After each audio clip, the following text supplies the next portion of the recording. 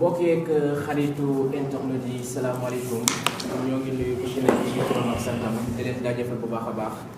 di am mbégte ak contentement di leen dalal si 3C Actu dans votre émission kaddu ndaw ñi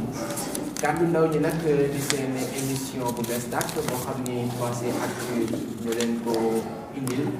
ñuy waxtaan ak ndawi Kaffrine ndaw yi nga xam ni dañ leen ràññee si développement waaye tamit ràññee leen si li nga xam ni moom mooy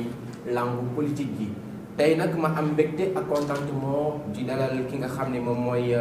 Pape Demba Thioban ak ki nga xam ni moom mooy Cheikh Ahmed Tidiane Ndiaye ñu fas yéene waxtaan ak ñoom waxtaan bu yaatoo yaatu si li nga xam ni moom mooy politique rawatina place ak taxawaayu jeunes yi ci langue boogee di langue politique. boo ko defee ma tàmbali ak samay invité sëñ bi Pape Demba salaamaaleykum. aleykum salaam donc maa ngi lay nuyu di la sant présentateur Momo di nuyu sama naataango Cheikh Tidiane Ahmed Ndiaye donc Pape Demba Thioban laa tudd instituteur la maa ngi jàngale fii ci école 5 nekk responsable politique ci Escale. alors Cheikh Ahmed Tidiane am nañu mbégte di la dalal. waaw moom maa ngi lay nuyu di rafetlu dalal bi ñu nuyu suma co-débatteur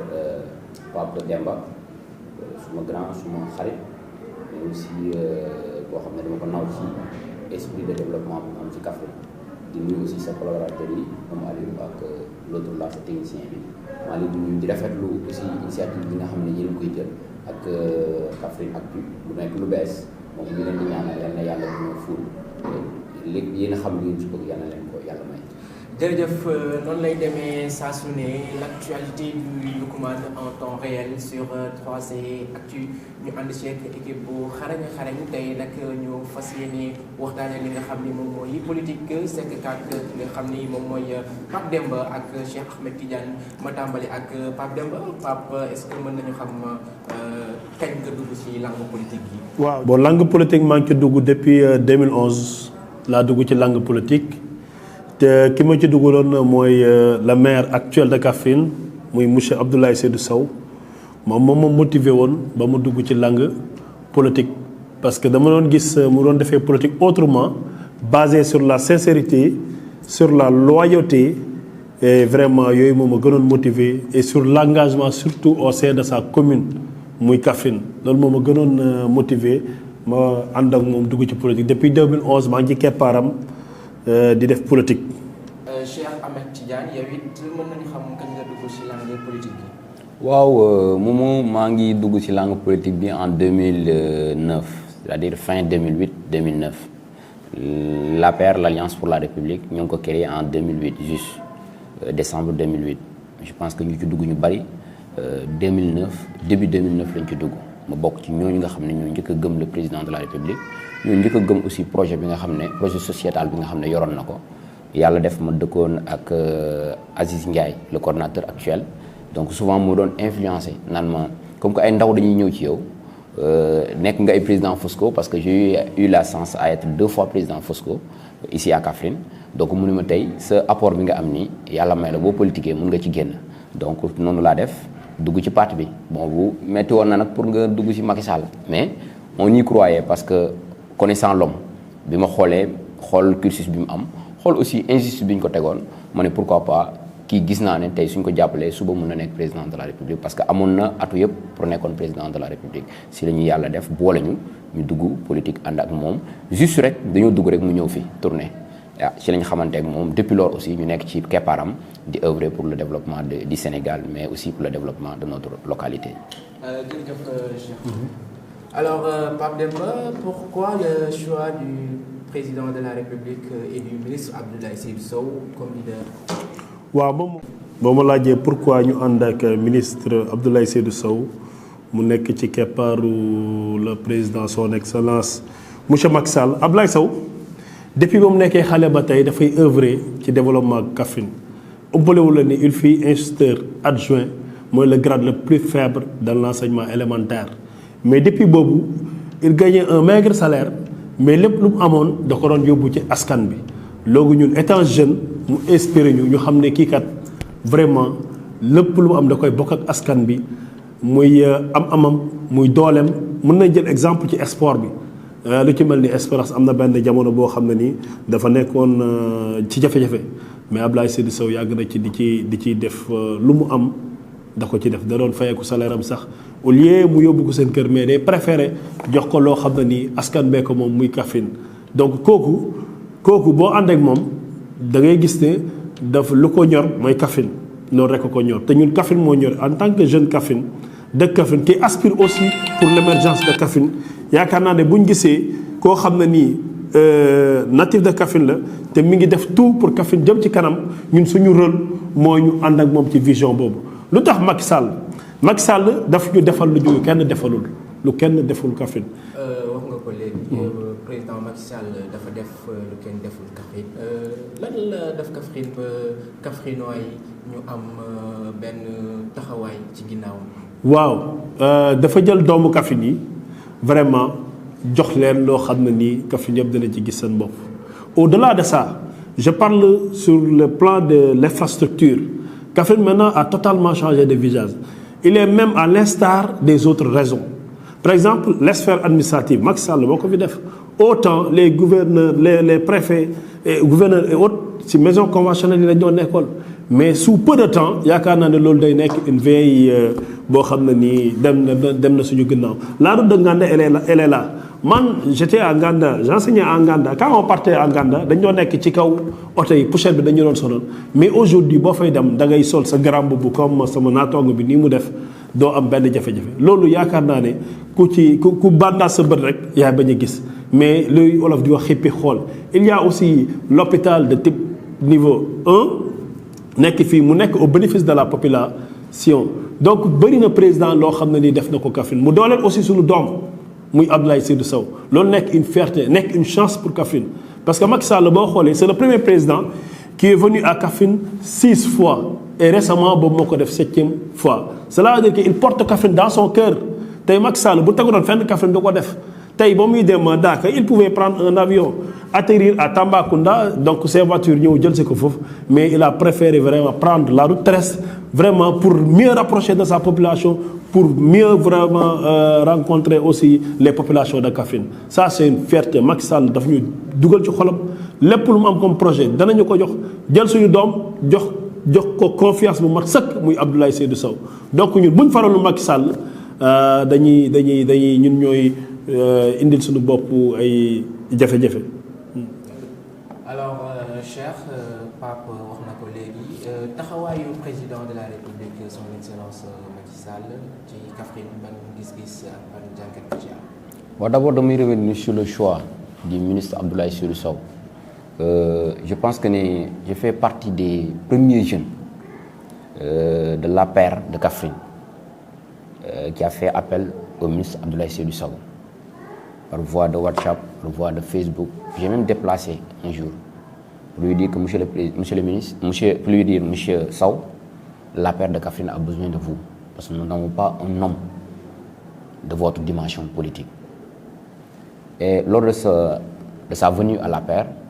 la première rencontre qu'il a organisée ici je pense que c'était à Escale, il a dit que j'ai venu parce que j'ai vu des jeunes très engagés. Le jeune Cheikh Ahmed Tidiane Ndiaye, le coordinateur de la COJER départementale, et il est engagé sans moyens pour la cause de Kaffrine. Donc, nous avons japonais, l'avenir m'a donné raison. Parce que ce que je me suis dit, c'est que Kaffrine ne bénéficie de Tchungour, c'est que Kaffrine ne bénéficie de Tchungour. Je vais faire une transition. Li tax tay ñu top président de la République mais li tax aussi ñu top Abdoulaye Seydou Sow mu nekk nit koo xam ne xeexkat la ku gëm boppam la ku gëm Kaffrine la te ñëpp xam nañ ne politique du Sénégal soo gëmul sa bopp amuloo courage politique doo mën a xëccal sa dëkk dara état arbitrage la dëgg la si arbitrage boobu noonu après nag dina am xëccoo léegi nag foofu la courage u leader di ñëwee gis nañ à Thiès ce que Idriss Seck a fait à Thiès mais tey ñun am nañu Abdoulaye Sow Kaffrine tey lépp loo xam ne manqué woon nañu ci présidence ci gouvernement yi fi jaar yëpp tey mu ngi ñëw Kaffrine il ne faut pas oublier que ne Kaffrine biñ ko érigé en raison ba léegi amul benn mesure d'accompagnement aussi bien dans le plan de la santé,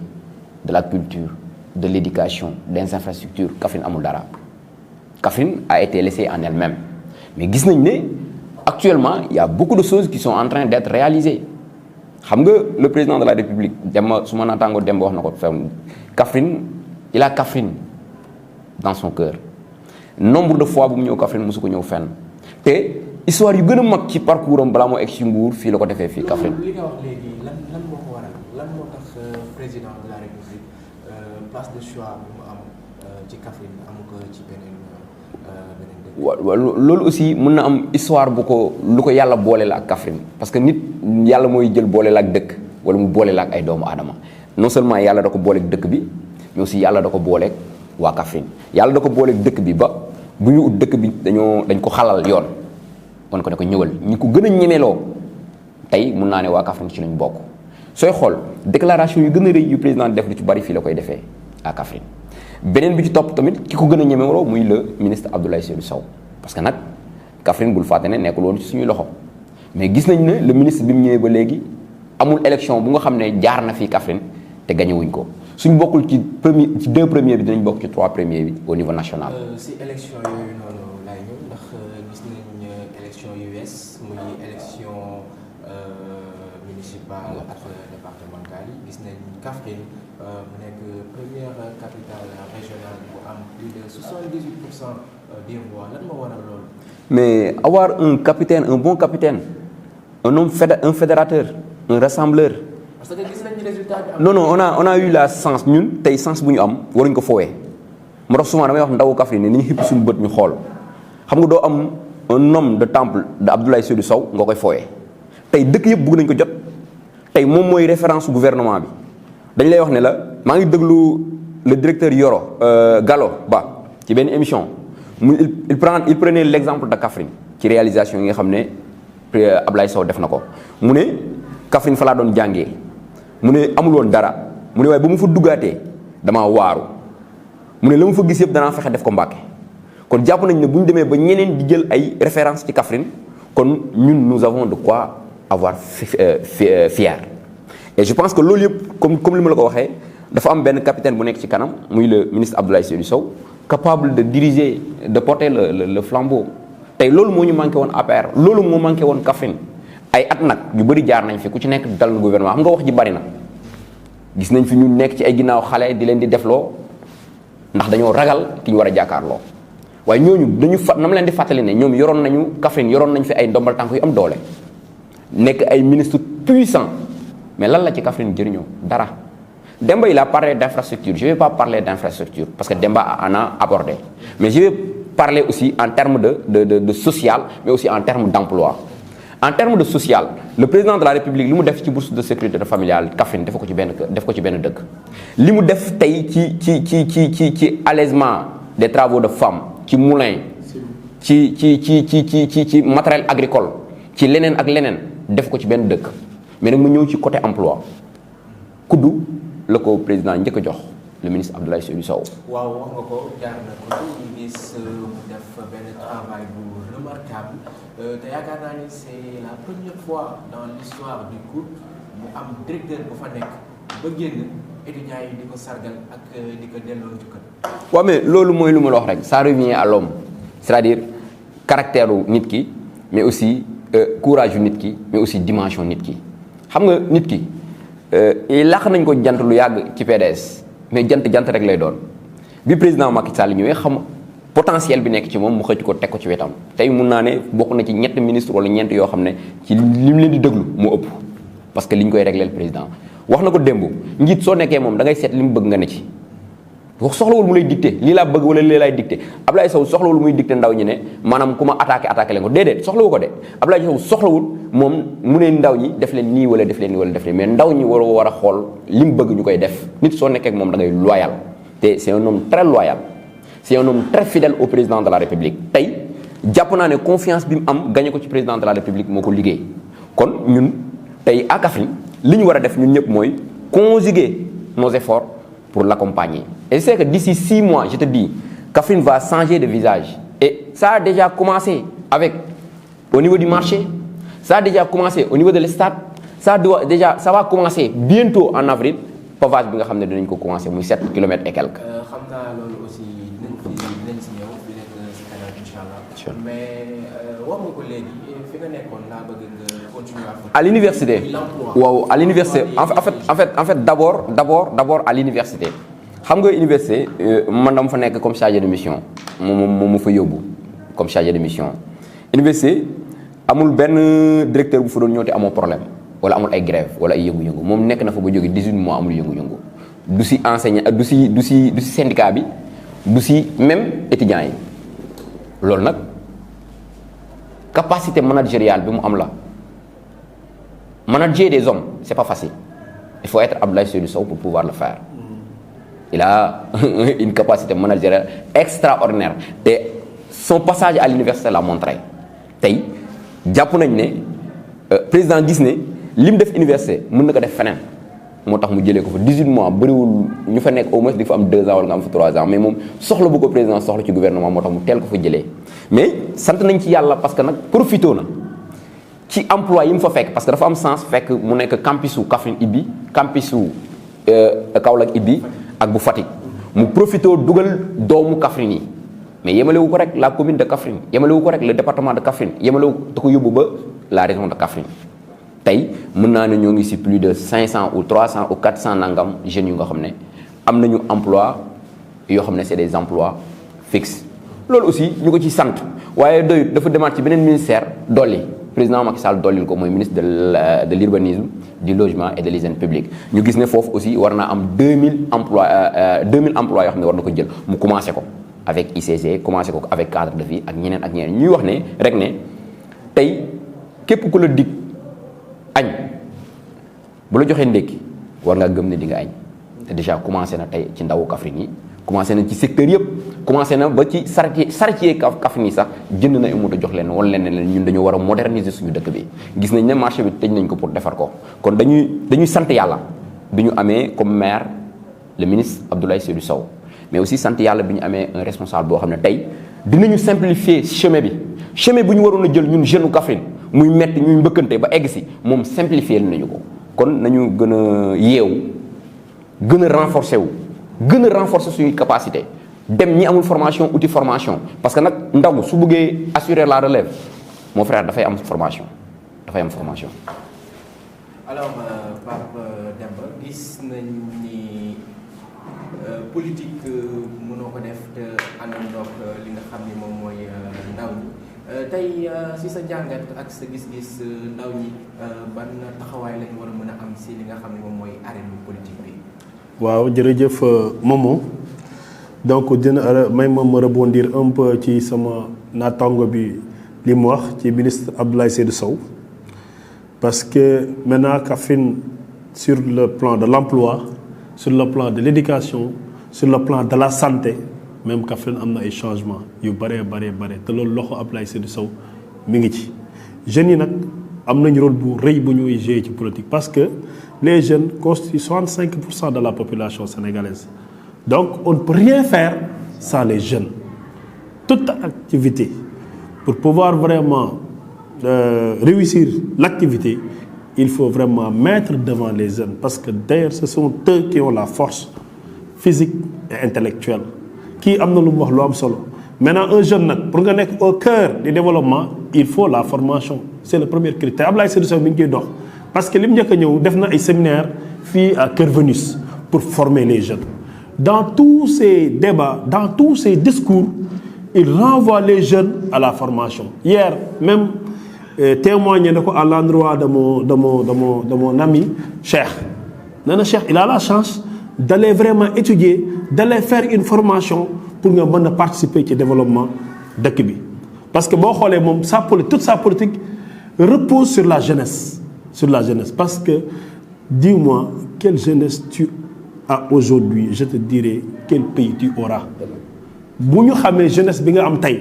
mën nañ xam ban réew nga bëgg a former Abdoulaye Seydou Sow a très tôt compris cela c'est pourquoi politique mu reposer ko ci jeunesse bi moo tax ba mu ñëwee mi ngi former jeunes yi mi ngi leen di wutal liggéey mi ngi leen di wan nan la ñuy defee politique parce que la politique ne doit seulement se reposer vraiment sur des choses yoo xam ne nii des débats à bas étage comme ni koy gars yi di defee des débats inutiles mais moom toute sa politique da koy reposer ci construction da koy reposer ci formation da koy reposer vraiment sur la loyauté et la sincérité parce que loolu la ñu jàngal tey boo xoolee confiance bii Macky Sall am ci moom ba mu nekk homme de confiance am fépp fu muy dem da ko koy wax démb rek wax na ko nee na bañ demee Tamba di wax ak jeunes yi dana ko Abdoulaye Seydou Sow waxal parce que xam na ne mook jeunes yi am na benn link bu nekk seen biir am na benn secret bu nekk seen biir parce que Abdoulaye Seydou Sow aussi est un produit de la jeunesse parce que il est issu du mouvement nawetaan il est à la fédération comme vice-président parce qu'il connaît les jeunes il connaît l'esprit des jeunes ensuite c'est un enseignant de formation et qui dit enseignant il est en parfaite collaboration avec les jeunes loolu moo tax tey amour bii mu am ci jeunes yi mu am ko donc jeunes yi ñun dañoo am wàll ci politique bi dañoo am parce que Kaffrine ñun ñoo ko moom Kaffrine su baaxee su ñun la baaxal su bonee ñun la bonal duñ nangu nag kenn duñu ko yàqal duñ ko nangu s'il faut marcher sur nos cadavres dinañ marcher sur nos cadavres pour préserver vraiment le patrimoine muy Kaffrine te gis nañ Abdoulaye Seydou Sow il est dans cette logique il est dans ce sillage pour vraiment cadrer Kaffrine mettre Kaffrine au service de tout le monde ku ci nekk gis ci sa bopp donc doo gis loolu nag nga gis ku ko yàq nga da ci taxaw donc jeunes yi daal nañ déglu suñu ministre bi conseil bi mu ñu jox c'est un bon conseil mooy nañ dem defi formation nañ dem jàngiwaat pour mën a porter vraiment l'avenir de demain parce que xam na ne moom mi ngi jëm mag te bu quitté qui va la remplacer à chaque fois loolu lay wax je veux vraiment que au moins ñu mën a relever le défi te pour relever le défi nag il faut une formation de qualité si tu n'as pas une formation de qualité demain si Ablaye le ministre n'est plus on ne peut plus relever on ne peut pas relever le défi. jàpp naa ne ndaw ñi moom fi mu ne nii ku gis taxawaay bi ñu am ci Sénégal gis taxawaay bi ñu am ci Kaffrine gi ñu dëkk nga xam ne ndaw ñi déterminé nañu pour porter le combat du développement de notre pays. je pense que ne tey ndaw bi ñuy naan dañuy omettre leen ndaw wala dañuy fàtte ndaw ñi wala ndaw ñi moom dañu nekk ci leneen loolu du époque bi ñu nekk parce que ndaw ñi comprendre nañ ne à travers la politique on peut construire nos localités ndaw ñi comprendre nañ ko. Je prends aujourd'hui l'exemple de beaucoup de communes. Par exemple, la commune de Key, c'est un jeune maire. C'est un jeune maire issu de nulle part, parce qu'il était professeur. Donc il a été cru par sa population et ils l'ont élu comme maire. Le maire El Hadj Diané, que je félicite au passage. Je prends juste l'exemple de Diané, mais je pouvais prendre beaucoup d'exemples, autres exemples. lépp pour wax rek ne ndaw ñu comprendre nañ enjeu bi nga xam ne tey développement am na ko comprendre nañu part de responsabilité bi ñu ci am mais aussi comprendre nañu apport bu ñu ci am et sur ce aussi ñu lancer un appel je lance un appel solennel au président de la République ñu dooleel ndaw ñi davantage parce que nag Demba wax na ko léegi nous constituons plus de 65% de la population. Donc 65% de la population boo ko génnee ci 100% li ci des bareetul donc ndaw ñooñu war nañu am politique ay stratégie yu nga xam ne dina permettre ñu mun a kenn ku ci nekk am ci loo jàpp parce que réew nag suy dox nit ñi dañ ko war a yëg te jàpp naa ne bu ko ci ndaw ñi yëgee kër yi dinañ ko yëg parce que ndaw ñi ñoom ñooy xëy di liggéey kon ñuy lancer un appel solennel au président de la République qu'on renforce davantage les jeunes mu ngi koy def à travers la DER mu ngi koy def à travers gis nañu ci fonction publique ak concours yu bari nga xam ne ibbi nañ ko ci eeru président de la République mu ngi koy def gis nañ ak 65 000 emplois yi nga xam ne démarré na par exemple ci ministères yi gis nañu muy cadre de vie pavage ak ICG ak leneen tey amul dëkk booy romb rek te doo gis sax ICG mu nekk aussi lu may rafetlu au passage ci liggéeyu ministre Abdoulaye Seydou Sow kon jàpp naa ne président de la République mu ngi ciy def lépp loo xam ne mën na ko à l'endroit des jeunes mais nag xam nga xalangu dajul suuf dañuy ñaan rek monsieur le président mu yokk ak yokkal ndaw ñi mooy yokkal Sénégal parce que ndaw ñi tey ñoom ñooy téye Sénégal et di ko ñaan aussi le ministre Abdoulaye Seydou Sow parce que jàpp naa ne tey bëgg-bëgg mooy ndawu Kaffrine bu nekk am liggéey dëgg la mu ngi ciy xuus mais dañ koy ñaan mu gën a bëri mu gën a gaaw mu yokk cere dolli ñeex ndaxte ndaw ñi ñoom ñooy nekk au front ndaw ñi ñoom ngay dégg ñu leen di saaga ci réseaux sociaux yi ndaw ñi ñooy dékku loolu lépp kon ndaw dafa fort te moom place bi mu yor tey wala ñoom place yi ñu yor tey tamit ndaw ñi ñoo war a jël la relève te relève dañ koy préparer ci formation mais aussi dañ koy préparer pour mu am autonomie financière nga xam ne dina mën a demal boppam. En tout cas maa ngi ñaan le président de la République di ko ñaan le ministre Abdoulaye Seydou Sow ñu gën a renforcer ndaw ñi parce que man ndaw laa te ci ndaw ñi laa far lépp loo xam ne jàpp naa ne bu ma ko defee ndaw ñi am ci lay xëy ci lay gont parce que man damaa gëm ndaw et puis gëm ne tamit tey président de la République li ko jox nguur ndaw daf cee bokk. parce que booy xool ñi ko toppoon en 2008 en 2009 boo jëloon composante yi ko toppoon yëpp nga jël pourcentage bi ci ndaw yi amoon ñun ñoo ëppoon guerre yëpp ñoo ko doon def te dinañ kasoo ngir moom dóor nañ ñu ngir moom lu nekk daj nañ ko ngir moom ndaw yooyu ñoo ko topp ba léegi parce que ndaw ñi dañu gën a yokk parce que tey jóge nañu ci coalition Benno Bokk Yaakaar dem sur la grande coalition présidentielle kon ay ndaw ñi dañu gën a yokk autour de lui kon nag gën a yokk comme ni ñu koy waxee dolli ñeex dolli cere yokku ñeex yokku cere yokku ñeex.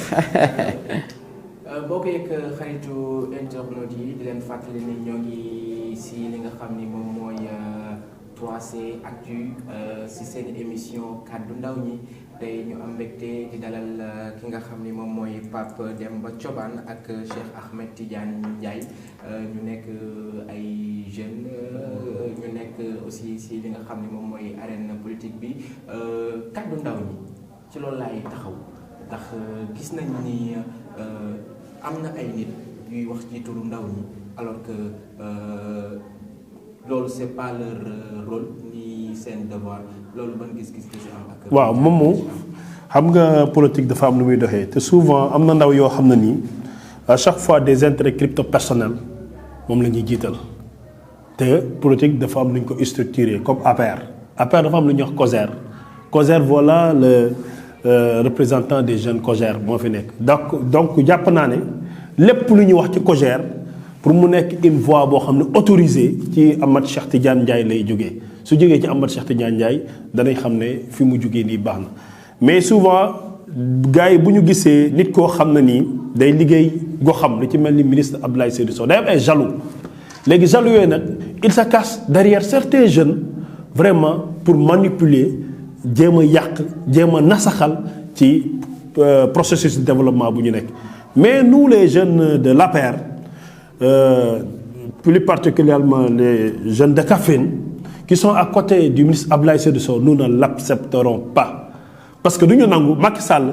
lii mu fi def comme réalisation Abdoulaye Seydou Sow ñëw di traduire la politique de son excellence en action parce que boo xoolee moom ci loolu lay dox bu xëyee ci loolu lay dox bu gontee ci loolu lay dox parce que xam na ne président est sur la bonne voie donc moom son rôle vraiment c'est de traduire la vision du chef de l'État tey boo xoolee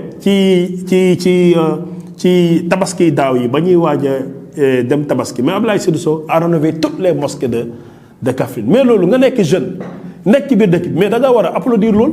parce que sunu baay ñoo fay julli waa askan bi ñoo fay julli ñu ñëwaat ci école yi moi j'ai fait 13 ans dans les écoles kenn mësu ko laal je prends l'exemple de l'école 5 où je suis affecté l'école 5 est créée en 1985 on n'a jamais retouché l'école 5 mais Abdoulaye Seydou Sow bu ñëwee def ko mais ce sont nos enfants ñoo fay dem léegi quel est le rôle du jeune lan la war a def encadrer loolu féliciter ko loolu accompagner ko mais di caché wu ci ginnaaw ay nit pour lan pour parce que yow da nga fiir yow da gis nga yàlla mooy maye yow am nga foo àggoon nekkatoo fa kii yàlla yóbbu na ko mais ku yàlla tàccu taal bu yàlla taal jàmm mënu ci dara nañ ko ñaanal tey ñaanal Abdoulaye Seydou Sow mooy ñaanal suñu bopp ñun ñu dëkk Kaffrine nag duñ nangu ku nekk ca àll ba di nasaxal suñu kii di ko utiliser ci ay jeunes yi nañ bàyyi seen xel parce que Abdoulaye Seydou Sow vraiment comme ni ma ko waxee léegi tey jeunes yu mu defar formation ñii tey di yor technicien ci lañ bokk li ñuy def di Abdoulaye Seydou Sow moo leen ko defal cela veut dire que kon moom léppam ci jeunesse la mënoo nekk Kaffrine nag nga nekk jeune nga gis mbir bi di dox train bi di dox le train qui est en marche mais yegg ci rek soo ci yëgul dana fiy bàyyi donc loolu daal laa ci am li métier les écoles ñëw naa mais école 2 demal école 2 boo fa demee sa xol day kontaan damay jël benn anecdote ñi defoon consultation médicale yi dañ fay ñëwoon y avait un étudiant il m'a appelé mu ne ma xanaa fii école privée la ma ne ko non c'est pas une école privée pourquoi cette question mu ne parce que elle est belle elle est la plus belle école même des écoles qui sont à Dakar mais loolu c'est une fierté et c'est un étranger léegi man ma nekk un Kaffrinois nekk jeune mais loolu dama ko war a encadrer dama ko war a sécuriser ki koy def ma ñaanal ko mu yàgg ci gouvernement parce que doolee jën ndox lépp lu mu mën ci Macky Sall la ko jëlee mais bu ñu nekkee di xeex suñu biir ba ñu am ci ndog-ndog mais ci ñun lay reposer ñun duñ ko nangu. d'accord waaw Cheikh Ahmed Tidiane gis nañ fan yi am ko dugg si li nga xam ne moom mooy réseaux sociaux yi attaqué ki nga xam ne moom mooy le ministre Abdoulaye Seydou Sow ban jàngat nga ci am. waaw d'abord di wax ne du am na sax damay naan am na ay ñu dugg ci réseaux sociaux yi di ko attaqué fi may njëkkee mooy ki toog ci Thiénel FM responsable bi toog ci Thiénel FM ne responsable la dafa bëggoon conseil départemental xam nga boo dee responsable da ngay def jëfu responsable mais boo dee responsable xam nga am na ndaw lu mun a def ñu baal ko parce que ndaw la mun nañ ne fougue de jeunesse la mun nañ ne manque d'expérience la mais boo demee bay am yenn at yi di prétendre yenn poste de responsabilité dafa am hauteur da nga war a am hauteur da nga war a garder sa dignité mais aussi da nga war a am démarche bu nga xam ne ce sera une démarche salutaire mais démarche bu ma gis mooy dem nga élection forcé nga ne da ngay dem élection yow esprit parti bi nga ne da ngay génn parce que gis nga ne da ngaa war a gagner ñu nangul la ko te yow li nga yore parti bi moo la ko jox parce que Ablaye Sow moom moo la nommé yow fi nga nekk nga am 2 millions yi maa ngi ko déggee salaire bi maa ngi ko déggee ci kooku ma déggoon muy tàgg booy ba muy perturbé ma déggoon muy tàgg mooy le petit gamin là muy tàgg moom moo vide Facebook attaqué ko ne ko dañ lay fay 2 millions moom noonu moo ñu xamal nañ moom lii mooy salaire am kon ñu jàpp ne ñun ñëpp ñi nga xam ne ñoo ngi sonn ci APR njëkk ko fi nag militant de première heure dama koy dégg mu koy wax na bàyyi militant de première heure il est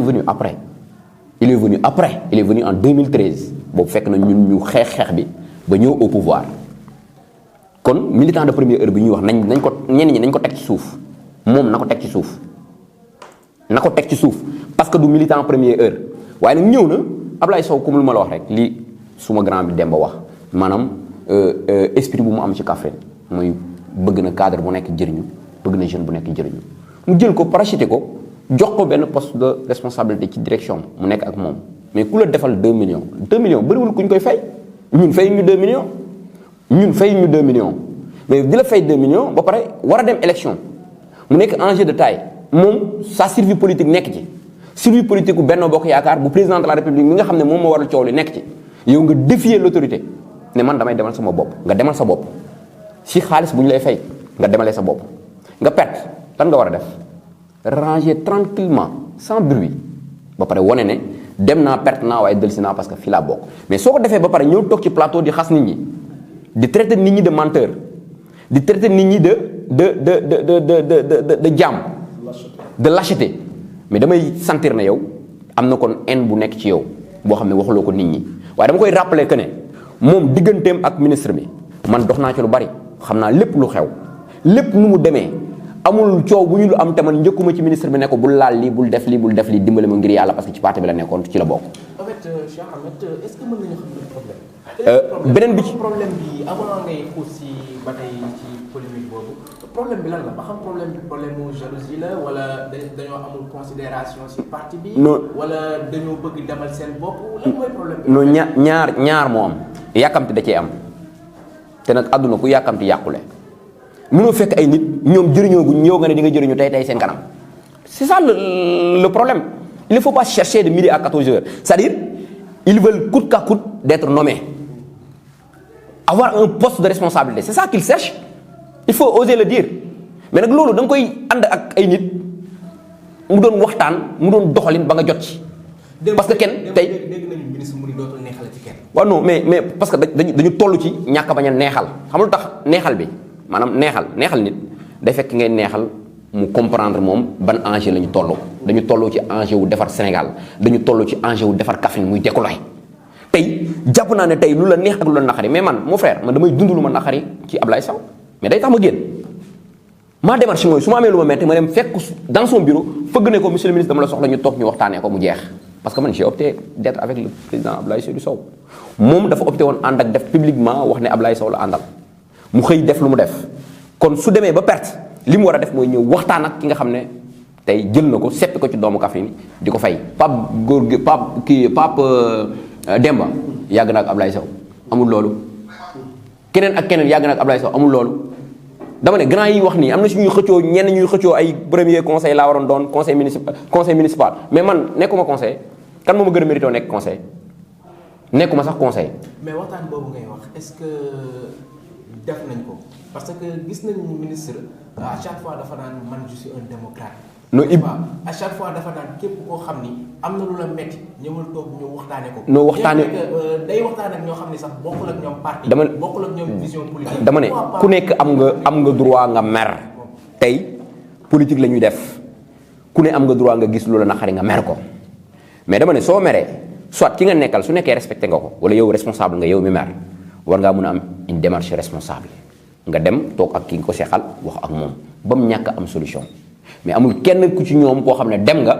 mer dem toog ak moom waxtaan ak moom waaye da ngaa xëy génn Facebook attaqué def li nga def. léegi nag démarche boobu noonu wax na ko dem suñu réunion bi yaaba félicité ko remercier ko parce que nee na ko di juum am na mais ñëw nga ñu toog ñu waxtaan prochainement fexel ba démarche bi bu mu demee noonu parce que démarche bi war a doon démarche responsable parce que responsable bu ñu la ko tuddee c'est pas pour rien ñu wax ne yow responsable nga. beneen bi ci am mooy bi ma bëgg a terminer rek mooy. ñu xam ne kenn gënu fi kenn xam nga soo toogee di traité nit ñi ay jaam lañ te yow ñun xam nañ nu mu demee dafay ñaaw nañ arrêté di traité nit ñi ay jaam wala leneen ak leneen ak leneen fii ñëpp ay góor lañ fii ku ci nekk am nga ndey am nga baay ci famille nga bokk. nañ bàyyi di menacer nit ñi ay suñu bakkan lañ leen di jox ay leneen ak leneen ak leneen ni ñu mënee joxe seen bakkan ñun mun loolu lañ mën a tegee seen bakkan. am na ab ndaw bu génn démb le petit gamin am na ndaw jabal nañ ko. ñi ko yebal mooy responsable yooyu ak le ministre Aliou Sow ñoo ko yebal ak Adama Diouf ñoo ko yebal man je cite des noms ñoo ko yebal ça a toujours été comme ça moom dafa mus a nekk l'arme des autres à chaque fois dafay utiliser force ñeneen ñi pour xeex jigéen quand on est courageux soxlawul ngay jëli force benn responsable moi j'ai combattu avec le ministre Abdoulaye Sow am nañ fi problème amul benn responsable buy taxaw Kaffrine ne toog naa ci yow ne la dimbali ma parce que li ma doon xeex conviction la woon li ma doon xeex ay principe la woon dama jàpp ne ci parti bi laa bokk kenn waruma ci ma génne te dama gisoon ne génne ñu bi ma ñëwee ñu waxtaan toog communier mu woon ma ne ma li nga jàpp du loolu boole ma ci mbir yi damaa ñëw bokk la ma neex ak lu ma naqar yëpp maa ngi koy dund ak moom politique nag mënoo ne chaque jour li la neex mooy am moom ñëpp a war a wax pour ci turu ndaw ñi ba mu des moom xam nga li tax ñëpp war a wax ci turu ndaw ñi ba mu des moom dafa ñëw taxaw def ay manipulation moom mooy cogère ay leaders yi fi nekkoon Adama Diouf moo nekkoon conseil départemental laay soo ñëwagul woon ñu def seen i manigance ba ne Cheikh Ndiaye dañ ko fiy jëlee ne moom mooy coordonnateur installé nañ ko coordonnateur boo xam kenn installé wu ko parce que nag coordination yi ñu installé fii Kaffrine Aziz Ndiaye la Cheikh Ndiaye ak Yaay Ndaw Diop moo nekk fii ba léegi amul benn commissaire bu ñu yónniwaat fii pour installer parti parce que bu nekkoon renouvellement am na kon bu subaa Ablaye Sow ku mu bëgg nga doon ci ndaw ñi di nga ko doon coordonnateur COJER kon la fi newoon naturellement moo fi nekk ba léegi moom nag s'emparé na def lu mu def mais li ci garaaw mooy bi ñu ko joxee mënut il est incompétent c'est ça la réalité il est incompétent da ko fekk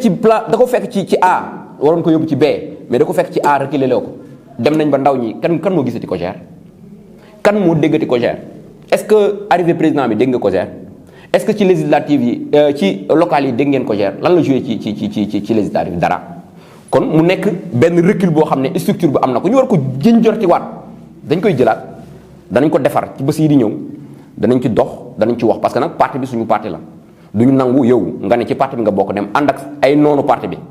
ne da ngay xeex ku bokk ci parti bi Ablaye Sow non seulement trésor la ci ñun mais denrée rare la de ñu war ko préserver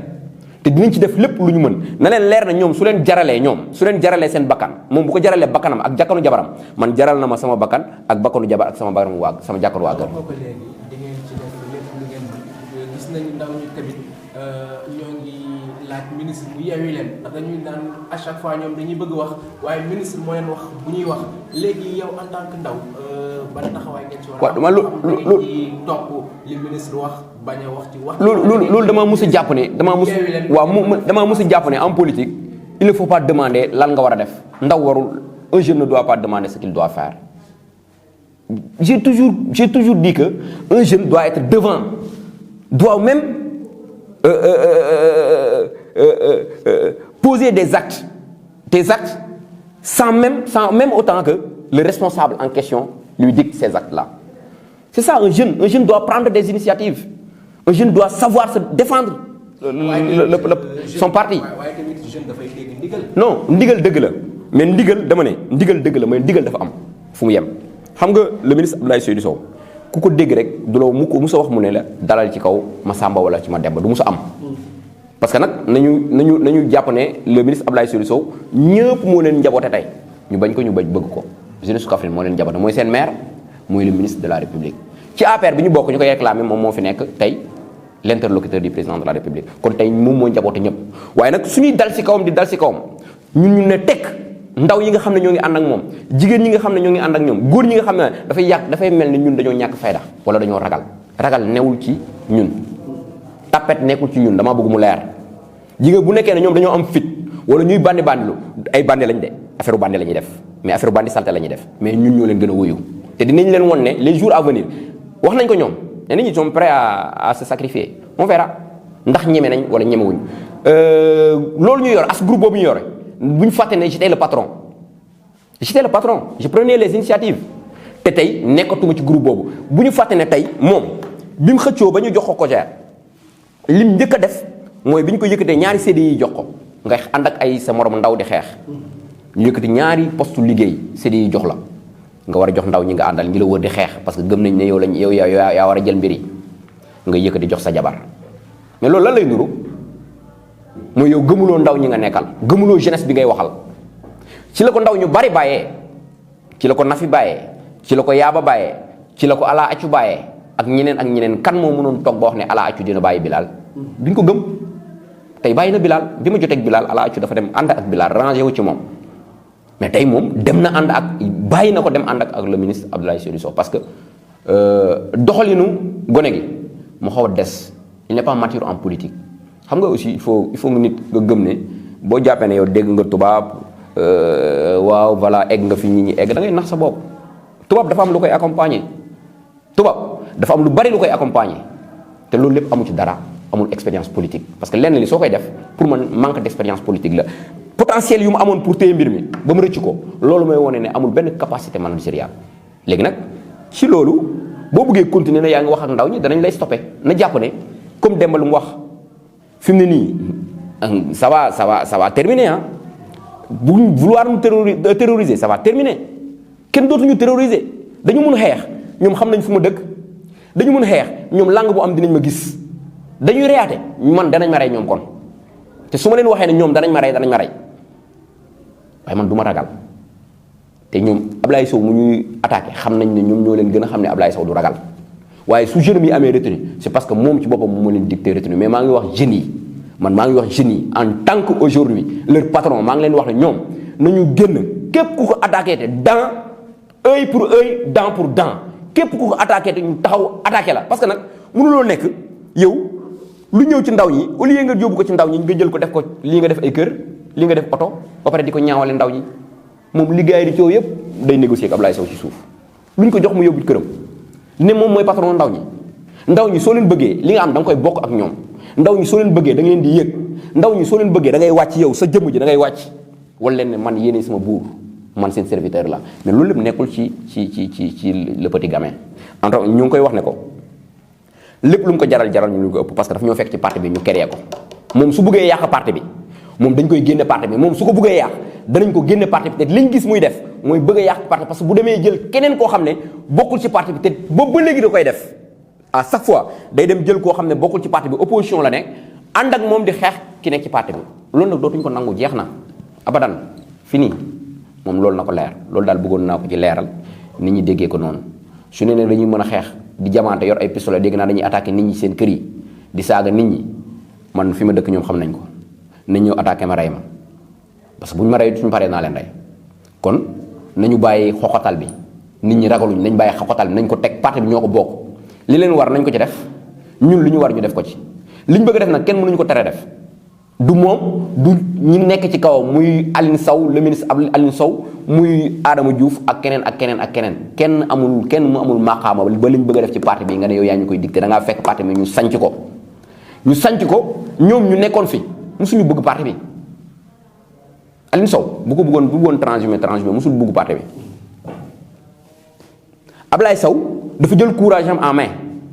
ñëw ci parti bi pour suqali parti bi léegi nag nit di nga ko jàngal mu raw la xam nga xol nañ koy yaatal du ma ne man maa teg parti bi ndéem li mu war a am tey du ma ko ci am ndéem mun naa am poste bi mu ne neewu ma ci waaye ndéem ma pourtant maa teg parti bi waaye man am naa xol bu yaatu ba mun a muñal ndéem di nga nit ñi noonu la ñu war a xoolee maanaam nit dafa war a gëm ne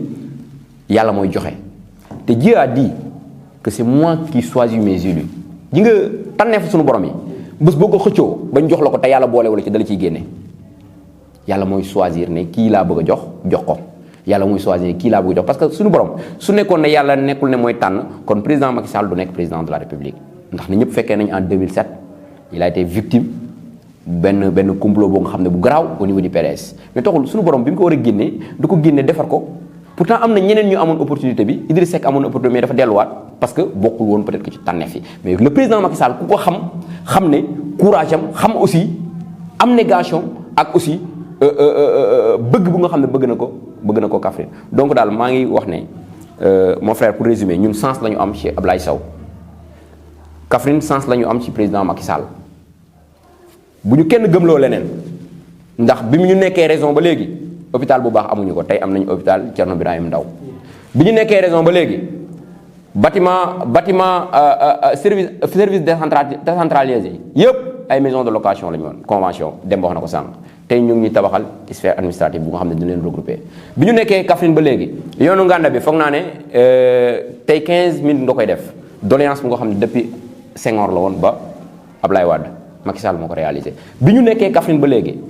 ndawu Kaffrine yi li fi amoon mooy Jakarta li fi amoon mooy saret tey Ablaye Sow mu ngi génne loolu ba mu jeex mu ngi koy éradiquer définitivement parce que gis nañ ne tey ndaw ñi ñoo ngi prétendre ay postes de responsabilité ñii ñoo ngi kudd ñii ñoo ngi ministère ñii ñoo ngi feneen ak feneen ak feneen te démb mu wax ñu lu am solo nañu lépp lu xewati ci Sénégal au niveau national Kaffrine dañ ci bokk kon ñun suñu amee ko mel noonu mon frère dañ ko war a téye te bàyyi nag soxor si xam nga lenn la soxor lay nuru nañ bàyyi soxor xam nga doone sama kii bugguma ko rek moom du fi ne wala dinaa ko yàqal da ngay fàttali ne boo yàqalee Ablaye Sow tey Kaffrine nga yàqal tey képp ku yàqal Ablaye Sow Kaffrine nga yàqal képp ku jóg pour yàqal Ablaye Sow tey Kaffrine nga yàqal mais képp ku yàqal Ablaye Sow Macky Sall nga yàqal parce que nag Ablaye Sow mooy gagné fii Macky Sall Ablaye Sow la yaakaar fii pour gagné te bi ñu ko yaakaaree ba léegi ñoo ngi gagné kon ñoo ngi wax président Macky Sall di ko alerter ci ñi nga xam ne tey ñoo ngi def ay manipulation di ko jaarale ci ay tuuti ay ñetti ndaw ak ñeenti ndaw ñu nekk ci parti bi ñoo ngi wax le président de la République que ne ay responsable la yu nga xam ne bëgguñu ko musuñ ko bëgg musuñ ko jàppale parce que le président Adama Diouf attaqué wu ma ko parce que dama ko bëgg attaqué de man du ma ko attaqué man musuma ko attaqué man dàq na ma conseil départemental te pourtant man maa ko dalal Kaolack bi muy dugg di 30 juin dàq na ma moom liggéey ba ma fa amoon mu dàq ma xëy dàq ma licencié ma Ibou Guèye moo jëlee woon sama licenciement mais musuma ko attaqué kenn musu ko dégg mais moom yor na conseil départemental ñaata at pendant 7 ans qu'est-ce qu'il a fait dans le département de Kaffrine rien kon doo wane say preuves mënuloo ñu def ay changement ba pare nga nekk si ginnaaw ab gone di ko utiliser muy def ay conneries Alioune Sow ñoo ngi koy wax ne ko njuñig bu mu dëkk dañ ko fa dóor ka ko fa dóor ndëri la tudd amul benn dimension politique bu rëy moo ko dóor xale bu ndaw moo ko dóor yu metti léegi nag yow soo bëggee comparer sa bopp ak Ablaye Sow da ngay nax sa bopp nañu arrêté ñoom nañu arrêté nañu nangu ndogal jàpp ne tey yàlla moo def ci jamono ji ñu toll nii yàlla moo def Ablaye Seydou Sow tey il est le Dom-King de la région de Kaffrine yàlla moo ko dénk ñoom de moom dénkoon nañ ko ay ndagaak ay soirée la fi nekkee woon Babacar Gueye dénkoon nañ ko fi lu mu fi ñu fi waxoon taxaw nañu Kaffrine nopp mbaama fi gën a yomb kon kii nag dañ ko dénk mu jël ko delloo ko waa Kaffrine bokkook ñoom ci kanam la jëm ne ñoom mënuñ ci dara. waaw Pape. déjà Cheikh Tidiane am na lu mu ci wax mooy polémique bi ci réseaux sociaux yi ak nit ñi nga xam ne ñoo ngi làqatu seen ginnaaw téléphone di traumatiser dëkk bi làqatu seen ginnaaw téléphone di sànni ay picc le ministre Abdoulaye Seydou Sow ban jàngat nga ci am. waaw sama naataangoo wax na ko donc jàngatu méchanceté la rek parce que jeunes yooyu dañoo bokk ci COSER wala bokk ci parti bi ñu gis ne amuñ base amuñ dara léegi pour se faire un nom il se cache derrière des autorités yoo xam ne ñu muñ faire face à notre ministre Abdoulaye Seydou Sow parce que Abdoulaye Seydou Sow wax na ko nee na du ma ak ñoom ñiy làqatu seen ginnaaw nañ ñëw face à face ak man c'est ça la réalité suñu ñemee nañ génn ci jeunes yooyu ñoom ñu jàkkaarloog face à face ak le ministre Abdoulaye Seydou Sow il va régler les comptes la preuve bañ demee Ndiodji kii branché na ko mais Aliou Sow kii da ko fa dóor yu métti ndëri avec un pourcentage élevé te li ci garaaw c'est sa première élection ndëri loolu moo ci garaaw koo xam ne nii amul expérience politique amul maturité politique ñëw door un ministre sortant de la République mais loolu rek jàngat la Abdoulaye Seydou Sow du seen morom parce que moom li ma wax amul temps vraiment des débats à bas étage xam nga moom lu ko ñor comment faire pour que Kaffrine soit au cœur du Sénégal pour que Kaffrine nekk une belle ville au cœur du Sénégal xam nga ku am sosi yooyu yëpp doo nekk ci débat yi léegi jeunes yooyu toog yore sa benn tactile karaj pour insulter les gens nañ bàyyi nit ñi saaga fii kenn ëpp fi fit kenn mooy sama naataango bi lu mu wax bu leen jaralee dee jaral nañu ko kum ci lu mu la jaral nañu ko xam nañ fu ñu dëkk du ñu nangu laa la wax li ñu liggéey li Abdoulaye Seydou Sow liggéey ci dëkk bi ñu koy yàq parce que Kaffrine nag sunu moomeel la sa moomeel doon nangu ku la koy yàqal. tey bu amoon na appel booy lancé ci Kaffrinois yi ak jeunesse bi pour ñu réaliser li nga xam ne moom mooy vœu ministre Abdoulaye Seydou Sow parce que biñ koy teg ci boppu mairie bi dafa ni daa bëgg def fileeg ñaari at Kaffrine une belle ville au cœur du Sénégal déjà commencé nañ ko tey bu amoon appel booy lancé pour ñu jugandoo xàccandoo di jóorandoo pour mën a def rêve boobu une réalité lan lay doon. waaw jeunesse bi dama leen di lancer benn appel rek mooy ñu xeppi seen bët yeewu Abdoulaye Seydou Sow a tout fait ci jeunesse bi kii wax na ko ci biir argumentaire am parce que boo gisee léegi soo demee kudd da nga fekk vraiment jeunesse su Kaffrine nga dem tey le plus jeune CC yi ci ministère yi ci kuréel ci keppaaru Abdoulaye Seydou Sow la jógee muy Ndem Ndiaye tey boo demee Dakar ministère yëpp ñun ñoo ci am CC bu ci gën a nekk xale muy Ndem loolu c'est un message fort bu muy lancé jeunesse bi parce que wax na ko Ndem tey su ma la jëlee def la CC c'est pour que à ta personne ñu jeunesse bi gis seen bopp parce que moom lépp lu muy def rek dafay bëgg jeunesse bi nekk au cœur vraiment de cette activité donc jeunesse bi nañ yeewu vraiment jàppale Abdoulaye Seydou parce que jàppale Abdoulaye Seydou Sow mooy jàppale suñu bopp accompagner Abdoulaye Seydou Sow mooy jàppale suñu di lancer un appel aussi au président de la République mu jël ay matukaay ci ñuy yàq parti bi parce que am na ñu làqatu fee nekk ay kilifa lañ di mbooba parti bi di yàq parti bi loolu duñ ko nangu il faut aussi président Macky Sall mu jël matuwaay ci loolu donc di la remercier Momo di remercier sama naataango di remercier aussi waa Escale fala bokk ak waa Cité Millionnaire donc di remercier aussi ñu nekk dans l'ombre parce que ils ont fait un travail extraordinaire muy mon ami mon frère Aliou Ndiaye bon ak Moustapha Diagne di leen wax ba beneen yoon jërëjëf. waaw xanaa rek di leen gërëm di la gërëm moomoo ci pertinence su émission bi di gërëm aussi sa collaborateur sa ñaari collaborateur bi Aliou Ndiaye ak l'autre là di wax rek préciser que ne Aliou Ndiaye bi tey ba fa bokk ci membre fondateur u parti bi moo tax ministre bi aussi maa ngi koy fàttali Aliou Ndiaye chaque jour ma fàttali ko mais maa ngi koy gën a fàttali parce que ci ñi ma doon àndal di xeex di samp parti bi ci la bokk ba pare mu ngi ñëwaat dellusiwaat di defaat liggéey bu am solo ci ginnaaw ministre bi kon maa ngi leen di féliciter sa waa ji di féliciter équipe bi yëpp di leen ñaanal ñu toog ba ñu leen di dégg comme TFM di wax rek ndawul Kaffrine nii nañu gën a yeewu jot na nit doo am wurus di ko bëgg a jëndee përëm di wax président de la république mu jël ay matukaayam ndaxte bëri na ci ñu nga xam ne ñoo ngi ci parti bi mais gëmuñu parti bi parce que ñoo ngi utiliser ay ndaw di utiliser ay forces yu nga xam ne c'est des forces étrangères pour xeex ki nga xam ne tey moom la yaakaar Kaffrine kon na président Macky Sall jël matuwaayam par rapport ak Abdoulaye Seydou Sow parce que dañ ko war a protéger parti bi da ko war a protéger ñun ndaw ñi dañ ko war a protéger Kaffrine dañ ko war a protéger en tout cas maa ngi leen di remercier di leen gërëm di wax ne lépp lu nga xam ne wax nañ ko ci émission bi mu naqari nit ñoo ngi koy baalu ñoo ngi baal àq ñoo ngi baal ñëpp di baalu àq di wax ne lépp lu fi baax suñu borom la lu bon aussi ñu xam ne ay doomu aadama rek lañ. jërëjëf Cheikh Ahmed Tidiane